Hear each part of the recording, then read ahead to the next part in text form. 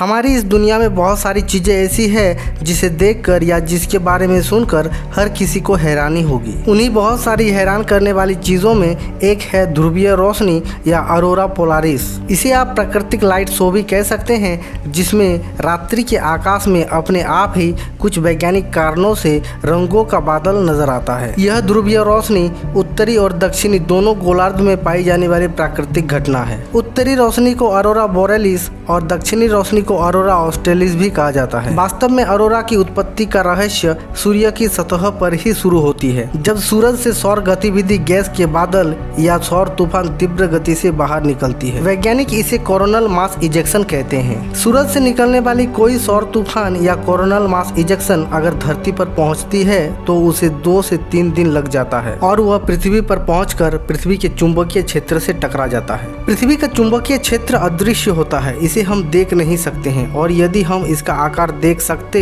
तो यह पृथ्वी को एक लंबे चुंबकीय पूंछ के साथ एक धूमकेतु जैसा बना देगा, जो सूर्य की विपरीत दिशा में पृथ्वी से 10 लाख मील पीछे फैला होगा। जब कोरोनल मास इजेक्शन या सौर तूफान हमारी पृथ्वी की चुंबकीय क्षेत्र से टकराता है तो यह चुंबकीय पूंछ क्षेत्र में जटिल परिवर्तन का कारण बनता है। इन परिवर्तनों के कारण से आवेशित कणों की धाराएं उत्पन्न होती है, जो चुंबकीय बल की रेखाओं के साथ ध्रुवीय क्षेत्र में प्रभावित होती है। इन कणों को पृथ्वी के ऊपरी वायुमंडल में ऊर्जा में बढ़ावा मिलता है, और जब वे ऑक्सीजन और नाइट्रोजन परमाणु से टकराते हैं तो वे चमकदार ध्रुवीय रोशनी पैदा करते हैं। अरोरा या आकाशीय रोशनी की पट्टी काफी खूबसूरत दिखती है, परंतु एक ही समय में चलने वाले कणों और चुंबकत्व के अदृश्य प्रभाव हमारे विद्युत पावर ग्रिड और अंतरिक्ष में काम करने वाले उपग्रह को नुकसान पहुंचा सकते हैं। यही कारण है कि वैज्ञानिक अरोरा और सौर तूफान की भौतिकी को समझने के लिए इतने उत्सुक हैं, ताकि वैज्ञानिक अनुमान लगा सके कि हमारी तकनीकें सौर तूफान से कब प्रभावित हो सकते हैं। अरोरा आमतौर पर उच्च अक्षांशों और पृथ्वी के ध्रुवों के करीब अलास्का,